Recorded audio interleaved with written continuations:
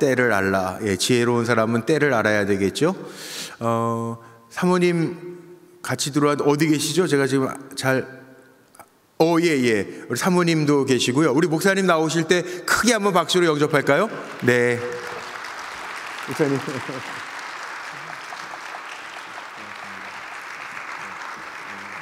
물도 여기 있습니다. 물도 드셔도 되고.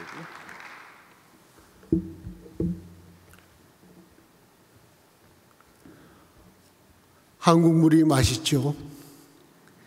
근데 한국에 사시는 분들은 한국 물이 맛있는 줄 모르시더라고요. 이렇게 불꽃교회에 와서 서로 은혜를 나누고 특별히 금요 철야 집회의 말씀을 전한다는 것은 저에게 굉장히 큰 은혜고 굉장히 큰 사랑의 장소라고 생각이 듭니다. 금요일 날은 웬만한 분들은 잘 못 나오시죠. 시간도 없고 바쁘기도 하고 또 여러 가지 일 때문에 금요일 날 교회에 오시는 분들은 특별히 하나님께서 선출하시고 특별히 기도를 많이 하게끔 하는 분들만이 금요일 날 오실 수 있습니다. 아마 여러분들의 사명이 기도의 사명이라고 생각이 듭니다. 특별히 또 이 불꽃교회에 와서 이렇게 말씀을 전하다 보니까 불꽃이 생각이 나더라고요. 불꽃은 부딪혀야지만이 불꽃이 납니다. 하늘과 땅이 부딪히면 번개가 나서 거기에 또 불꽃이 생기죠. 남자하고 여자하고 부딪히면은 새로운 생명이 태어나고요. 우리와 하나님과 만나면은 거기에는 기적이 납니다. 그래서 여러분들은 기적을 만드시는 분들입니다. 오늘 드라마 바이블로 전도서 3장 1절부터 13절까지 한번 듣도록 하겠습니다. 방송실 제3장. 범사에 기한이 있고 천하 만사가 다 때가 있나니 날 때가 있고 죽을 때가 있으며 심을 때가 있고 심은 것을 뽑을 때가 있으며 죽일 때가 있고 치료할 때가 있으며 헐 때가 있고 세울 때가 있으며 울 때가 있고 웃을 때가 있으며 슬퍼할 때가 있고 춤출 때가 있으며 돌을 던져버릴 때가 있고 돌을 거둘 때가 있으며 안을 때가 있고 안는 일을 멀리할 때가 있으며 찾을 때가 있고 잃을 때가 있으며 지킬 때가 있고 버릴 때가 있으며 찢을 때가 있고 꿰맬 때가 있으며 잠잠할 때가 있고 말할 때가 있으며 사랑할 때가 있고 미워할 때가 있으며 전쟁할 때가 있고 평화할 때가 있느니라. 일하는 자가 그의 수고로 말미암아 무슨 이익이 있으랴.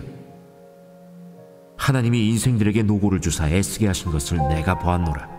하나님이 모든 것을 지으시되 때를 따라 아름답게 하셨고 또 사람들에게는 영혼을 사모하는 마음을 주셨느니라. 그러나 하나님이 하시는 일의 시종을 사람으로 측량할 수 없게 하셨도다. 사람들이 사는 동안에 기뻐하며 선을 행하는 것보다 더 나은 것이 없는 줄을 내가 알았고 사람마다 먹고 마시는 것과 수고함으로 낙을 누리는 그것이 하나님의 선물인 줄도 또한 알았도다. 아멘. 여러분들은 모두 하나님의 선물을 받았을 줄 믿습니다. 먹고 마시고 수고하는 것을 낙으로 여기는 분. 오늘 저녁을 드셨고 아침을 드셨고 점심을 드셨던 먹고 마시는 것이 하나님의 선물임을, 오늘 일하면서 짜증내지 않고 화내지 않고 기뻐하는 그 사람, 그것이 바로 하나님의 선물이다. 여기는 먹고 마시는 것을 2번씩 먹고 많이 먹고 고기를 먹고 그건 아니죠. 또 수고하는 것을 많은 것을 벌었고 이게 아닙니다. 그래서 오늘 금요 철야에 나오신 분들은 범사에 감사하며 사는 분들입니다. 저는 이제 한국에서 34년을 살았고요. 대만에서 34년 1개월 조금 넘게 살았습니다. 그래서 제가 대만에 조금 더 살았죠. 34년간 한국에 살 때 저는 고등학교 1학년 때 성경을 보면서 휴식 시간에 성경을 보면서 우리 주 예수 그리스도는 사람이면서 하나님이다라고 고백을 했습니다. 아마 그때부터 제가 거듭났던 것 같아요. 실은 저는 태어나면서 9개월 만에 아버님이 돌아가셔서 2년 늦게 호적에 올랐습니다. 그래서 9살에 국민학교 1학년을 들어갔어요. 그래서 저는 여자랑 같이 짝을 해본 적이 없습니다. 그리고 국민학교 때는 늘 맨 뒤에 앉았고요. 키가 컸고. 그랬는데 신일 중고등학교를 들어갔습니다. 기독교 학교지 않습니까? 성경을 배우고 친구랑 더불어 교회를 갔고, 물론 국민학교 때도 제가 생각해 보니까 아마 2학년, 3학년 때부터 시골에서 살다가 서울로 올라왔는데 이사 가는 곳곳마다 한 50m 안에 교회가 있었던 것 같아요. 그래서 저는 어렸을 때에 지하실에 있는 교회에 가서 창문 틈으로 흘러들이는 햇빛을 바라보면서 도화지에 그림을 그린 생각이 납니다. 그러니까 주일학교가 굉장히 중요하죠. 저는 왜 교회를 갔는지 모르겠는데 하여튼 계속해서 교회를 다녔습니다. 그리고 고등학교 1학년 때 그런 고백을 하고요. 그리고 성균관대학교 중어중문학과를 들어갔습니다. 저는 왜 중어중문학과를 들어갔는지 몰랐어요. 그런 점수가 되니까 거기를 갔다라고. 그리고 성균관대학교가 한국의 유일한 유교 대학입니다. 아시죠? 500년 전통이라고 그러는데 확실한 건 모르겠는데 이렇게 얘기를 해요. 그리고 유교 유학과가 있는 학교입니다. 그래서 저는 대학에 들어가서 유학과와 동양 철학과 과목을 들었습니다. 선배 되시는 분이 대학을 졸업하고 취직을 하려면 영어를 좀 해야 된다고 해서 무형 영어 딱 한 번 들었습니다. 나머지는 다 동양 철학사, 그다음에 오경, 모세오경이 아니라 그 유학에 나오는 오경, 노노맹자 대학 그리고 성균관대학은 대학교 들어갈 때 꼭 나오는 문제가 하나 있습니다. 대학의 첫 줄을 해석하는 겁니다. 대학 지도는 제명명도 가며 따쉐知道 在明明德라고 하는 그 글자를 쓰고 이렇게 씁니다. 저는 왜 그렇게 공부를 했는지를 모르겠어요. 그리고 ROTC로 17기로 군대에 갔다가 급성폐렴과 기관지 확장증으로 국군 통합병원에서 수술을 받고 의가사 제대를 했습니다. 그리고 이제 대한생명의 보험회사에 들어갔고요. 근데 그러한 과정을 거치면서 그때는 몰랐는데 나중에 보니까 하나님의 무수히 많은 부르심, 저에 대한 따스한 보호와 충고와 이런 거를 하셨는데 저는 몰랐습니다. 6.25 때 이런 얘기 있지 않습니까? 미군이 머리를 깎으러 이발소에 갔답니다. 근데 그 이발소가 마침 충청도에 있는 이발소래요. 제가 충청도 출신이거든요. 그러니까 미군이 딱 이발소에 들어오니까 이발소 주인이 이 미군을 보러 얘기를 했습니다. 와시유?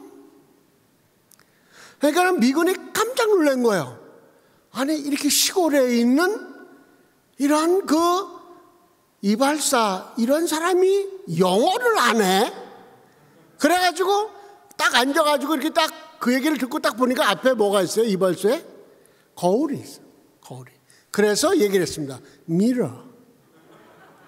그리고 너무 피곤해서 잠깐 깨고 일어났더니 완전히 빡빡맨이 됐더랍니다. 밀어버린 거죠. 바리깡으로 밀어, 그러니까 확 밀어버려.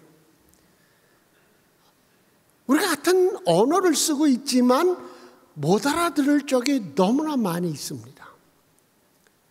저는 하나님이 저에게 무수히 많은 격려와 사랑과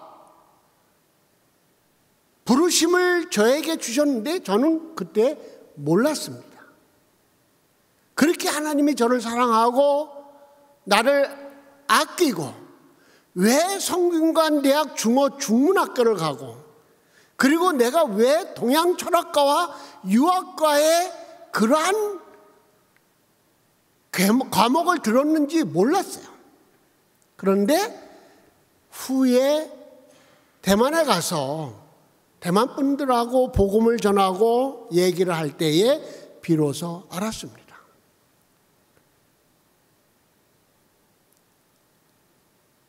제가 대만에 가서 선교를 하면서 갔더니 대만 분이 저에게 이렇게 물어보더라고요. 중국 사람한테 선교를 하려면 말이야 적어도 동양 철학 정도는 알아야지. 이분이 그러시는 거야. 할아버지가. 그래서 제가 거기서 얘기를 했습니다.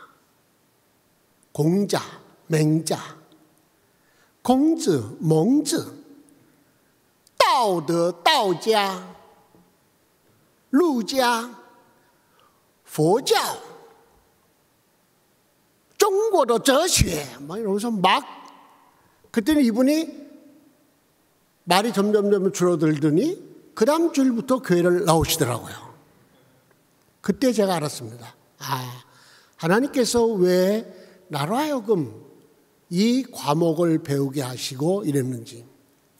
한 번은 차를 타고 가는데 우리 교인들이 막 얘기를 하는 거야. 그러면서 대우왕을 얘기를 하는 거야. 따위왕 막 그래서 내가 물어봤어요. 야, 谁是大禹王? 누가 대위왕이냐? 그랬더니 우리 교인이 깜짝 놀라면서 그런 거야. 아니 목사님이 따위왕을 모르다니요.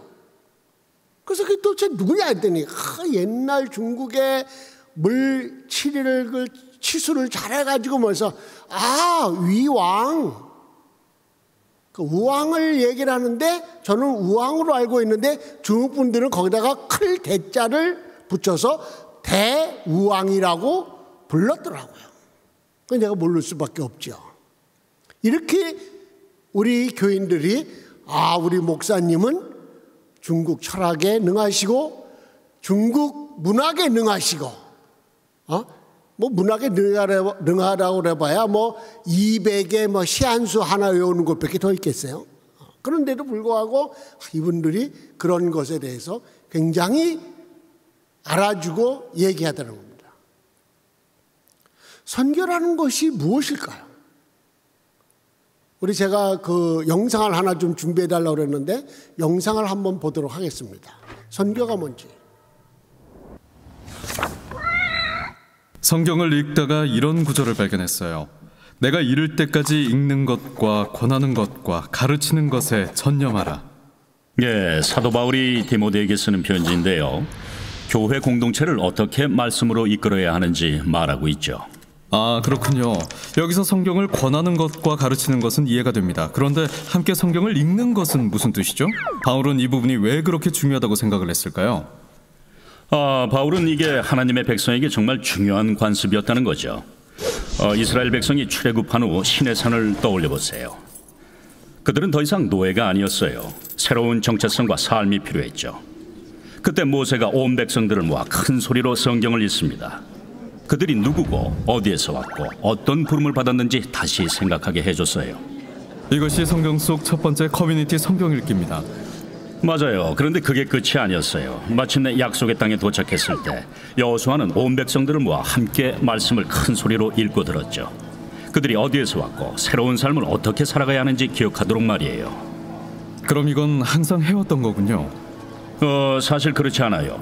여호수아가 죽은 후에는 하나님의 말씀을 듣기 위해 사람들이 모였다는 이야기가 없어요. 그리고 그 다음 세대들은 하나님과 그들의 역사를 모르는 세대가 되었죠.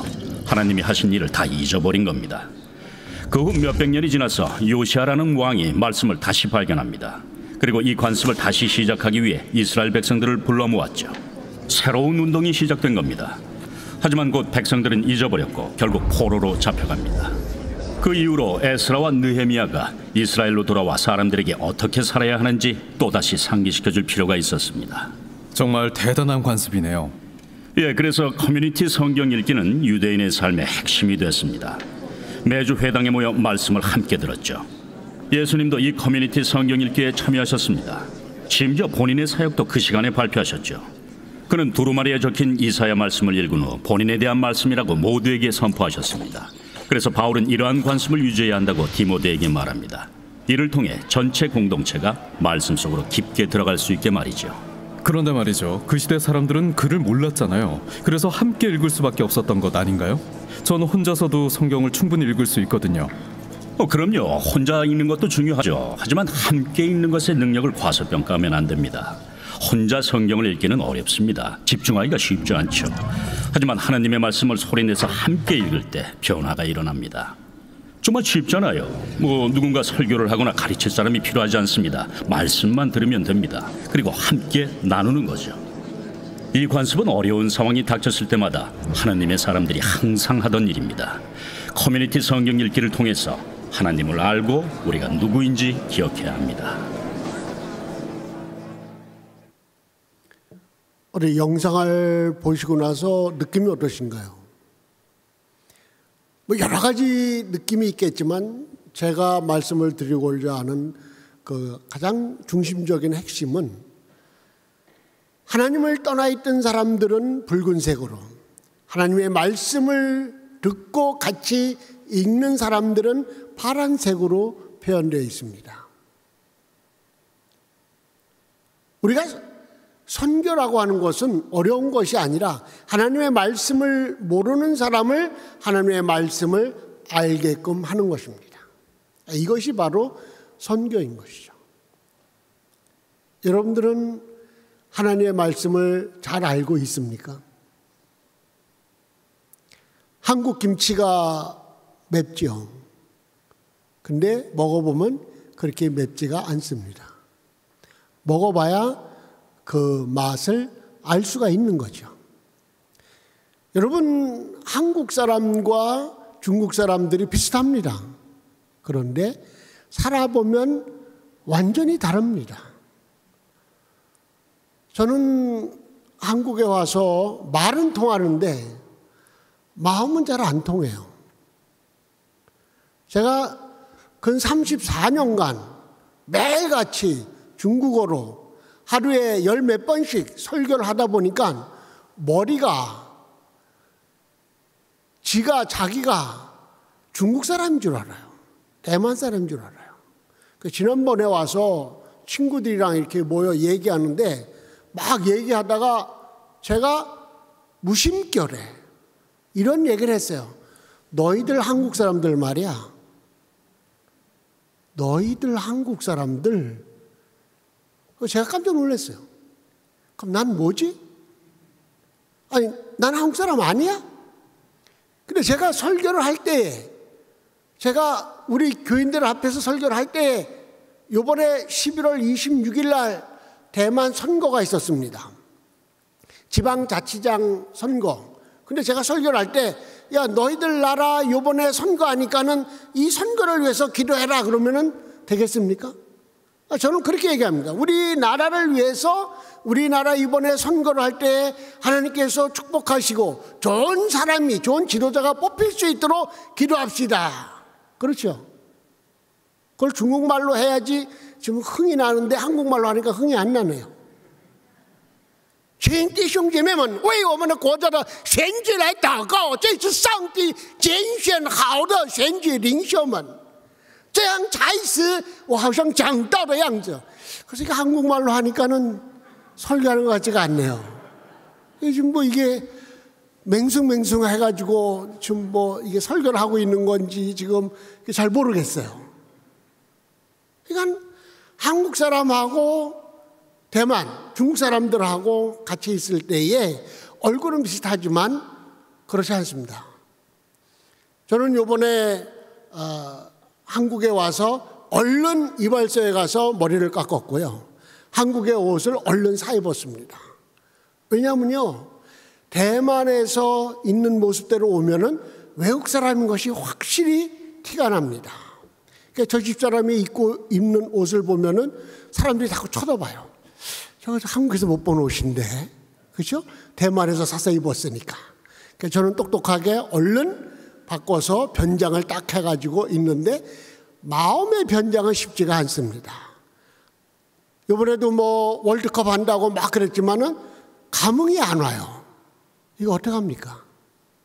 저는 한국 사람일까요? 중국 사람일까요? 패스트푸드는 한국 사람입니다. 근데 속은 중국 사람이 다 됐어요. 다 된 게 아니라 이미 지난 것 같아요. 그래서 저는 저희 교회에 오는 한국 사람이 있으면 이렇게 얘기를 합니다. 네가 나를 보기를 중국말 하는 한국 사람이라고 생각하면은 너는 우리 교회에 와서 굉장히 나한테 실망을 하고 시험을 당할 것이다.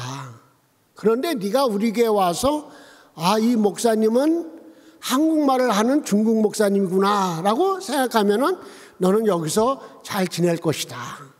그래서 네가 나를 보기를 한국말 하는 중국 목사님입니다. 그럼 우리 교회 다니고, 그렇지 않고 중국말 하는 한국 목사님이다 그러면은 우리 교회 나오지 말고 딴 데 가라. 왜냐면 제가 한국식으로 저희 교인을 대할 수가 없어요. 그러면 충돌이 일어납니다. 불꽃이 일어나면 좋겠지만은 그런 불꽃이 아니라 싸움이, 갈등이 일어나게 돼 있어요. 그래서 할 수 없이 저는 중국 사람과 같이, 중국 사람하고 똑같이 그런 목회를 좀 더 열심을 가지고 하고 있는 것이죠. 그러다 보니까는 어느덧 34년이 지나서 이제 한국말로 설교를 하면은 이 성령의 감흥이라고 그럴까요? 아까 뭐 찬양을 할 때 우리 목사님은 열심히 부르는데 저는 이 가사는 알지만 이 흥이 지금 잘 안 나오더라고요. 有一件礼物你收到没有 眼睛看不到你心会知道 뭐 이렇게 불러야 이게 무슨 뭔가 흥이 이게 대만의 그 유명한 그 하나의 선물이라고 하는 그런 찬양인데요. 그러니까는 늘 부르는 찬양이 중국 찬양이고 늘 설교하는 것이 이러다 보니까 가끔가다 이렇게 얘기를 합니다. 한국은 잃어버렸고 대만은 아직 얻지를 못했다. 그래서 중간에 중간인. 그랬더니 중국 분들이 이렇게 위로를 해줍니다. 목사님은 천국의 사람입니다. 저는 선교를 하면서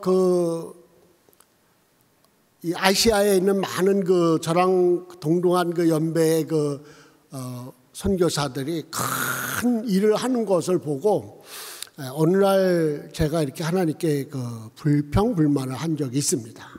하나님 이게 뭐예요? 딴 사람들은 얼마나 크게 대학교도 짓고 병원도 짓고 이러고 막 정말 상도 많이 받고요. 그런데 저는 그냥 조그만 교회를 그냥 계속해서 외국 선교사니까 용병이니까 계속 안 되는 교회를 보내잖아요. 조그만 교회 보내는데 교회를 또 이렇게 부흥시켜서 해놓으면 또 딴 데 보내고 이렇게 해서 7개의 교회를 갔고요. 2개의 교회는 2번을 갔습니다. 그래서 제가 5개 교회를 돌봤습니다. 그런 가운데 저도 좀 뭔가 좀 하고 싶어서 이렇게 마음에 이런 게 있었는데 하나님께서 저에게 2가지 이상을 보여주시더라고요. 하나의 그림은 큰 저수지요. 큰 저수지, 우리 한국의 청평 호수 같은 게 큰 저수지를 보여주는데 그 저수지에는 배도 띄우고요. 그다음에 이제 발전도 하고 그다음에 고기도 이렇게 큰 고기 있잖아요. 잉어 이런 고기들이 있고 그런 거를 보여주시고 또 한 그림은 이 후에 본 그림은 깊은 산 속에 작은 옹달샘의 그런 모습을 보여주셨습니다. 제가 옛날에는 잘 못 깨달았지만 그때는 좀 기도를 많이 해서 그런지 금방 깨달았어요. 알겠습니다, 주님. 큰 호수에 있는 물, 거기는 큰 일을 많이 하지만 그 호수에 있는 물을 마시는 사람은 없습니다. 그렇죠? 호수에 가서 그 물 뜯어먹는 사람은 없잖아요. 배가 지나가면서 또 뭐 이렇게 기름도 나오고 그랬으니까. 근데 깊은 산 속에 있는 옹달샘에는 거기는 청천술에서 거기에 사는 생선 아주 작습니다. 그런데 그 옹달샘은 모든 산 속에 있는 짐승들, 큰 짐승이든 작은 짐승이든 와서 그 물을 마시기를 원합니다. 근데 그 물은 고여 있으면 안 됩니다.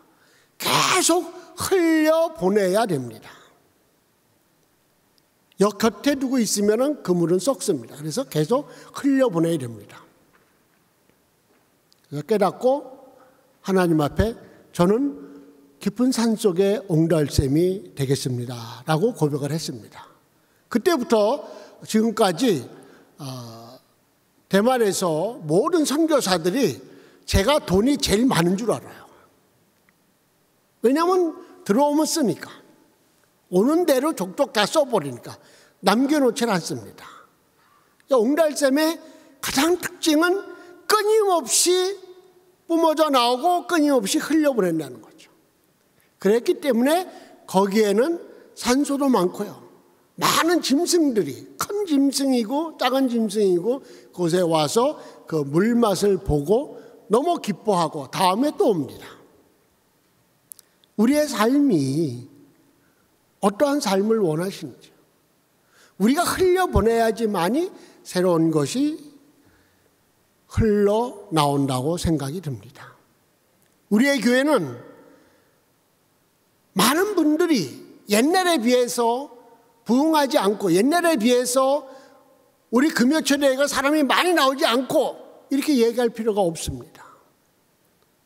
왜냐하면 우리는 그런 많은 것에 관심이 있는 것이 아니라 이곳에 나온 우리가 얼마나 이 사회 속에 나의 시간과 나의 정열과 나의 애정과 나의 사랑과 나의 가진 것을 많은 사람에게 흘려 내보내주고 있느냐, 하나님께서 우리를 쓰고 있느냐, 바로 지금이 내가 가진 것을 흘러 내보내야 될 그 때인 것입니다.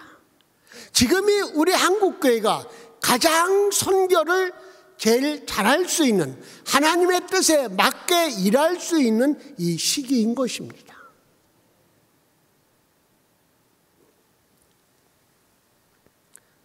저는 은퇴를 하고서 이제 인생의 후반전을 뛰고 있습니다. 전반전에는 실수도 많았죠. 욕심도 많았고요. 내가 볼을 넣으려고 그러다가 결국 헛발질도 많이 했고요. 이제 후반전이 되니까 좀 쉬고 나서 보니까 이제 보이더라고요. 저 사람이 볼을 넣는 것이 훨씬 좋구나. 저 사람이 나보다 더 훨씬 저 일을 잘하는구나. 이런 감각이 생기더라고요.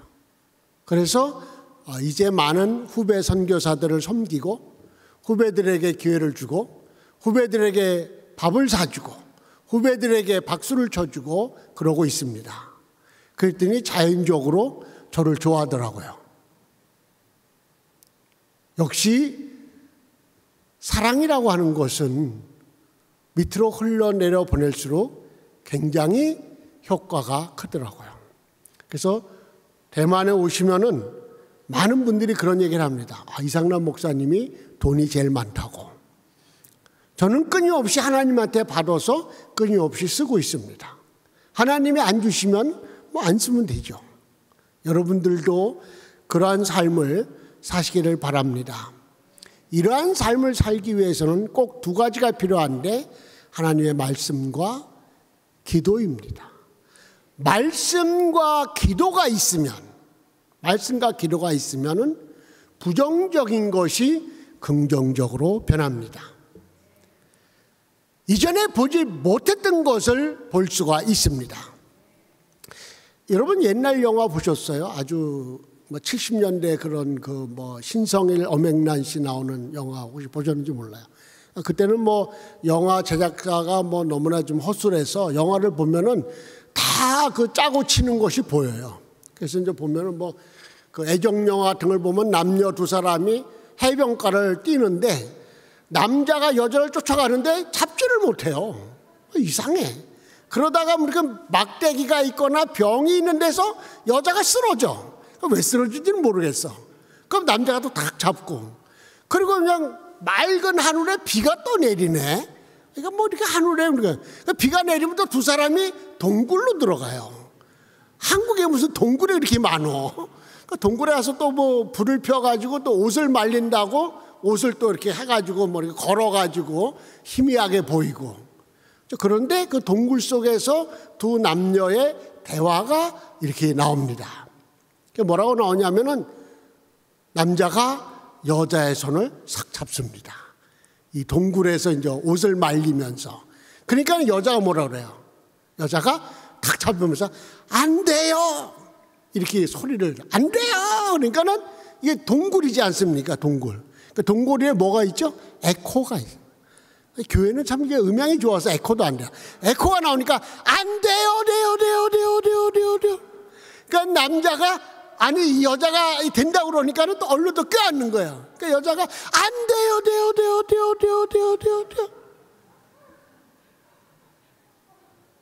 우리의 신앙은 반드시 우리의 부정적인 것을 하나님께 가야 됩니다. 하나님께 가고 하나님의 목소리를 회잉, 이 돌아오는 이 에코로 들어야 됩니다. 하나님이 진짜 안 된다고 하시는 건지, 진짜 이때가 아니라고 하는 건지 하나님의 목소리에 귀를 기울여야 됩니다. 근데 우리는 우리의 기도를 하나님께 드리지 않고 사람들에게, 자기 자신에게 얘기하고 있어요. 평생 가도 안 되는 것이 되는 걸로 넘어가지를 않는 겁니다. 왜? 우리는 기도를 안 하죠? 기도는 뭐 자기 혼자만 하고 하나님께로 가죠. 말씀을 안 읽으니까 말씀 속에 무엇이 있는지를 모르는 거예요. 말씀이 너무 어려워. 그러니까 어려우니까 말씀을 연구하지 말고 그냥 먹어. 입에는 달고 배는 써. 듣기는 좋은데 행하기는 힘들어. 원수를 만나면 뭐라고요? 때려 죽여야죠. 근데 성경은 원수를 사랑해라. 이게 말이 되냐고요. 오른뺨을 때리면 칼로 쑤셔. 그렇죠? 세상은. 그런데 오른뺨을 때리면 왼뺨을 돌려대라. 미친 짓이죠. 겉옷을 달라고 그러면은 왜 줘? 오리를 가자 그러면은 야, 무시해. 우리는 성경에 나오는 그 말씀대로 하나님께 얘기해서 주님 도저히 걔는 용서할 수가 없어요. 그러면 하나님께 뭐라 그러셨어요? 있어요.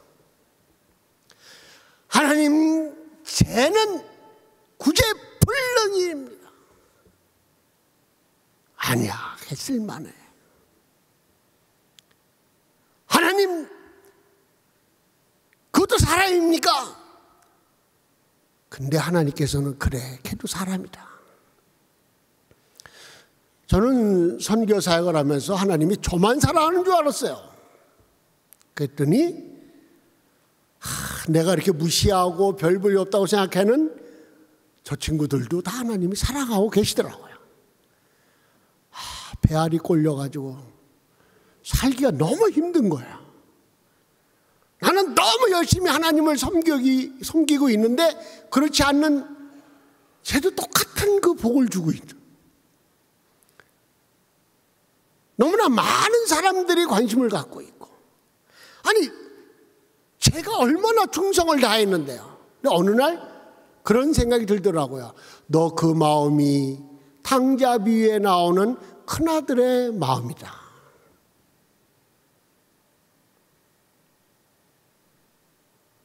너무나 많은 종들이 먹고 마시고 즐겁게 동생이 회개하고 돌아왔는데 나도 거기 참석할 텐데 참석하지 못하는 저의 모습을 바라봤습니다. 한국교회가 불꽃교회로부터 시작해서 이제 사람들을 품고 안아주고 사랑하고 도와주고 비록 우리가 힘들고 어려울지라도 하나님의 뜻대로 선교를 하는 이러한 교회가 되어야 되지 않겠습니까? 많은 전 세계에 있는 기독교인들이 한국교회가 다시 한번 갱신하고 변화되는 모습을 보기를 원합니다. 우리가 하나님의 말씀으로 우리의 기도로 변화되고 새로운 모습으로 이 사회를 향하여 나가기를 축원합니다. 다 같이 기도하겠습니다. 사랑의 하나님 감사합니다. 오늘 저녁에 주의 말씀을